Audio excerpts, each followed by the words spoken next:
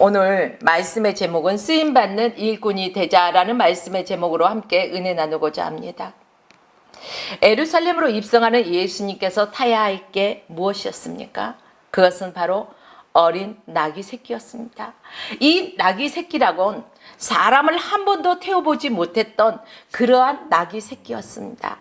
사실 말이 나왔으니까 말이지, 예수님께 좀 어울리는 그러한 그 하루에 천리를 달린다는 천리마라든가 아니면은 품위와 기품 뭐 이런 것으로 다듬어지고 기름진 백마를 타고 왕으로서의 권위를 나타내야 했을 것입니다. 그러나 예수님은 나귀 새끼를 타고 예루살렘에 들어가십니다. 그렇다면 왜 예수님께서 나귀 새끼를 타게 되셨을까? 첫째는 왕이 오신다는 성경의 예언을 성취하기 때문에 나귀 새끼를 타야만 하셨던 것입니다. 스가랴서 9장 9절 말씀에 보니까 시온에 따라 크게 기뻐할지어다, 예루살렘에 따라 즐거이 부를지어다. 보라, 내 왕이 내게 임하나니 그는 공의로며 구원을 베풀며 겸손하여서 나귀를 타나니 나귀의 작은 것 곧 나귀 새끼니라 라고 이렇게 스가랴서에 예언되어 있는 말씀을 성취하기 위해서 예수님께서는 어린 나귀 새끼를 타게 되셨습니다. 나귀 새끼를 끌어오게 이제 하셨습니다. 그 나귀 새끼를 탄 것은 왕으로 오시는 이, 그 선지자의 예언의 성취로 오시는 이가 예수라는 것을 보여주기 위해서 그렇습니다. 예언이 이루어지지 않으면 그 오시는 예수님이 왕인지 아니면 왕이 아닌지 분별하기 어렵기 때문입니다. 그런데요, 예수님이 베들레헴에서 탄생하시고 예루살렘에 나귀를 타고 입성하고 어렸을 적에 피난을 가고 하는 이러한 그 예언이 성취될 수 있는 확률은 거의 없습니다. 이와 같이 예수님이 나귀 새끼를 타야 하는 이유는 바로 왕이 오신다는 예언의 성취를 위해서, 내가 왕이라는 것을 나타내기 위해서 바로 나귀 새끼를 타야만 했던 것입니다. 둘째는 오시는 왕이 그 왕의 모습을 나타내기 위해서 나귀 새끼를 타야만 했습니다.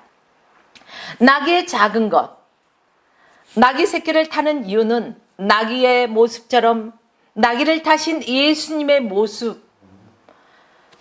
예수님의 모습을 계시하기 위해서입니다.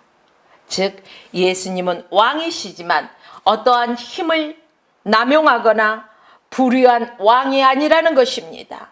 예수님은 많은 사람의 생명을 빼앗는 피 흘린 왕도 아니라는 것입니다. 가지고 있는 권세로 인해 지존이 되려는 교만한 왕도 아니라는 뜻입니다. 말씀 그대로 보라, 내 왕이 내게 임하나니 그는 공의로우며 공의롭다. 예수님은 공의로우신 예수님입니다. 예수님은 공의의 왕이며 구원을 베푸시는 겸손하신 왕이시기 때문에 작은 나귀를 타셨습니다. 나귀를 타야 할 이유는 하나님의 뜻이요, 주님 자신의 겸손을 나타내기 위해서 피할 수 없는 선택입니다. 주님은 걸어서 갈 수도 있었습니다. 백마를 타고 갈 수도 있었습니다. 그러나 주님은 무엇을 타느냐 안 타느냐 그것이 중요한 것이 아니라 겸손한 모습으로 하나님의 뜻을 이루기 위해서 타야 했던 것입니다. 셋째는 오시는 왕의 역할을 나타내기 위해서 나귀를 타셔야만 했습니다. 스가랴서 9장 10절 말씀에 보면 나귀를 타시는 왕의 역할이 잘 기록되어 있습니다. 내가 에브라임의 병과 예루살렘 말을 끊겠고 전쟁하는 활도 끊으리니 그가 이방 사람에게 화평을 전할 것이요, 그의 정권은 바다에서 바다까지 이르고 유브라데 강에서 땅끝까지 이르리라고 예언되어 있습니다. 즉, 나귀를 타시는 왕의 역할은 전쟁의 왕이 아니고 평화의 왕이십니다. 병과 말을 끊어버리는 화평의 왕이기에 세상의 군왕들과는 다르다는 것입니다. 예수님은 바로 구약이 예언하는 평화의 왕이시고 그의 정권이 온 세상에 미치게 됨을 이루시는 분임을 보여주기 위해 나귀를 타야만 하셨습니다. 여기에서 잠깐 나폴레옹에 대해서 얘기해 볼까요? 나폴레옹은요, 유배지에서 이렇게 외쳤다고 합니다. 나는 총과 칼로 이 세상을 정복했으나 실패하였다. 그러나 저 나사렛 예수는 온 세상을 자기 무릎에 꿇게 하였다. 예수는 십자가 사랑으로 온 세상을 정복하였다고 하였습니다. 그렇습니다. 예수는 평화의 왕이십니다. 예수는 사랑의 왕이십니다. 예수님은 나귀를 타심으로 왕으로 오시는 자기 모습과 역할을 완전히 계시하셨습니다. 만인들은 예수를 다윗의 나라를 세우신 이로 환영했습니다. 그러나 예수님은 정치적인 왕이 아님을 보여주셨습니다. 가장 강성했던 다윗의 나라를 재건한 왕으로서 예수님을 보았기에 수만의 인파가 다윗의 자손이여라며 외쳤던 것입니다. 그렇습니다. 사실 제자들의 어머니들도 예수를 그렇게 이해하고 자기 아들들의 앞날을 부탁했습니다. 그러나 예수님은 이런 민중을 향해 무언으로가 아니라는 것을 보여줄 것입니다. 오늘 이 시대의 예수는 진정한 패러디를 하며 나는 평화의 왕이지 세상의 왕이 아니다 라는 것입니다. 그러므로 주님의 명령 앞에서 나귀를 끌어오는 일은 그저 지나가는 사역이 아니라 예언이 이루어지게 하는 구속의 역사가 있었습니다. 따라서 주님이 나귀를 탈 수 있도록 한 짐승들과 짐승 나귀의 순종은 특별히 주님 되심을 쓰임받는 사건입니다. 그러면 예수님이 나귀를 끌어 내게로 가져오라 명령 앞에서 저들을 어떻게 사역했습니까? 마가복음 11장 4절의 말씀 보니까요. 말씀을 신뢰하는데 오는 용기로 일하였던 것입니다. 제자들은 주님의 말씀을 듣고 벳박의 마을로 가서 일을 시작했습니다. 마가복음 11장 4절에 보면은요. 제자들이 가서 본즉 나귀 새끼라 문 앞거리에 메어 있는지라 그것을 풀었다고 성경에는 기록하고 있습니다. 무엇이에요? 나귀 새끼를 메어있는 나귀 새끼를 풀었다는 것입니다. 남의 집 대문 앞에 묶여있는 나귀 새끼를 푸는 모습, 이건 모험입니다.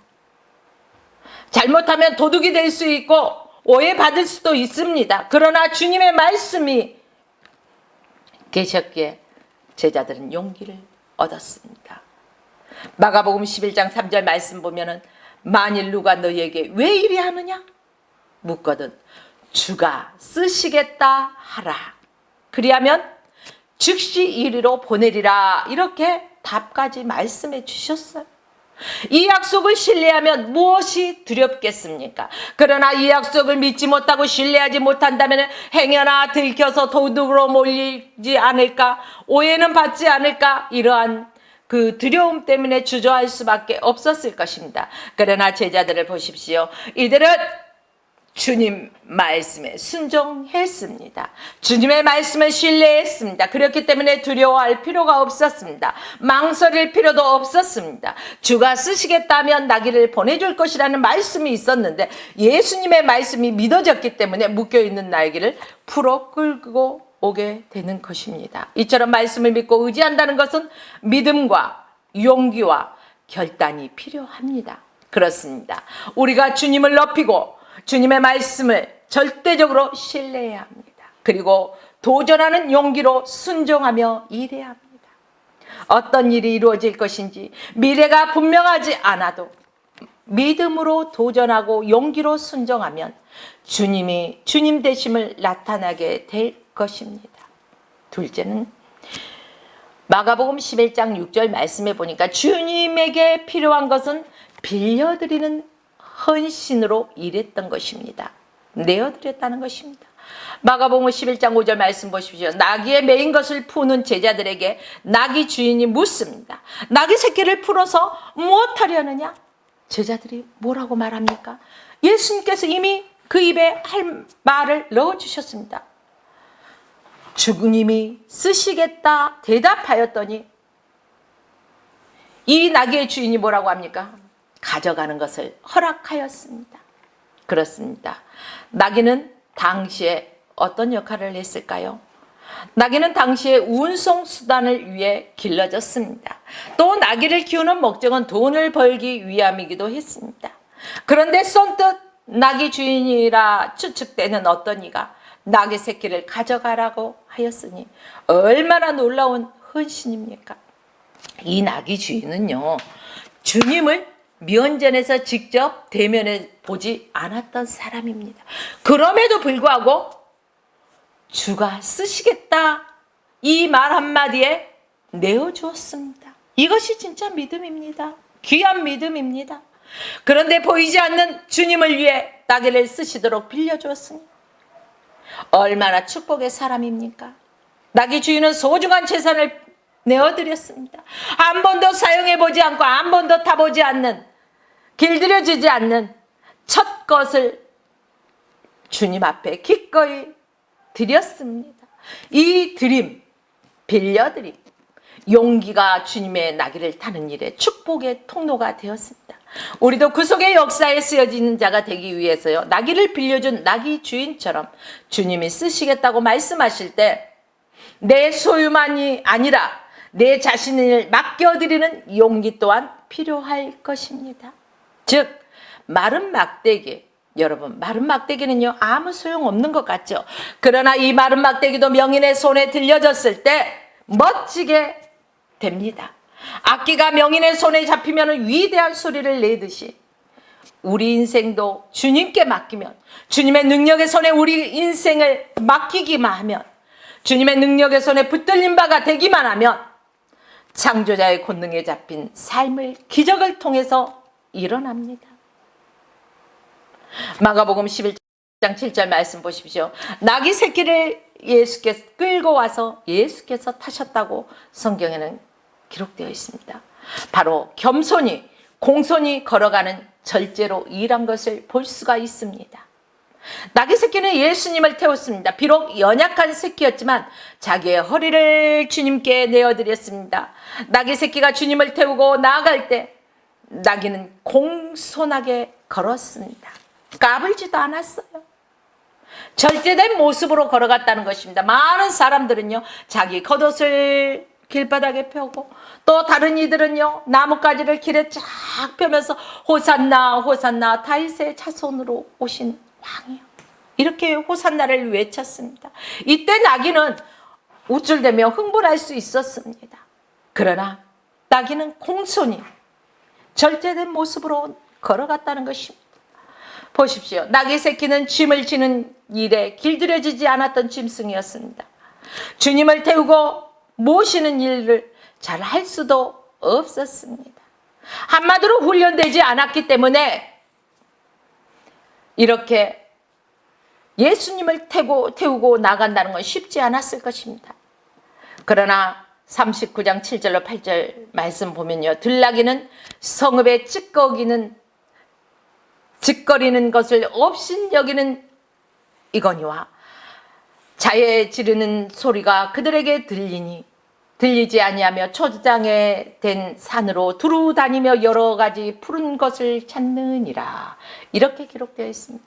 바로 나귀의 특징을 말하고 있는 것입니다. 들나귀는 컨트롤이 안 된다는 것입니다. 사람이 나귀를 길들이기 해도 소리를 질러대도 제멋대로 돌아다닌다는 것입니다. 그렇다면 자기의 허리를 주님께 내어드리고 주님을 태우고 가는 나귀 새끼, 참으로 놀라운 짐승입니다.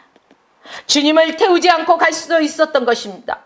궁둥이를 낮추고 앞발을 높이 들고 주님을 떨어뜨려 버릴 수도 있었습니다. 그러나 주님에게 붙잡힌 듯 겸손히 공손하게 주님을 모시고 어디로 갔습니까? 에루살렘으로 갔습니다. 나귀를 타야 하는 예수님, 그 구속의 일에 참여한 짐승과 사람과 짐승은 모두 최선을 다했습니다. 마을로 가고 풀을 주고 마을로 가고 풀고 빌려주고 공손히 태우는 자기의 역할을 모두가 다 감당했던 것입니다. 오늘날도 하나님께서는 우리 각자에게 믿음의 분량대로 사명을 주셨습니다. 달란트를 주셨습니다. 그렇다면 자기에게 맡겨주신 믿음의 분량대로 우리가 이것을 힘써 주님을 의지하면서 잘 감당해야 할 것입니다.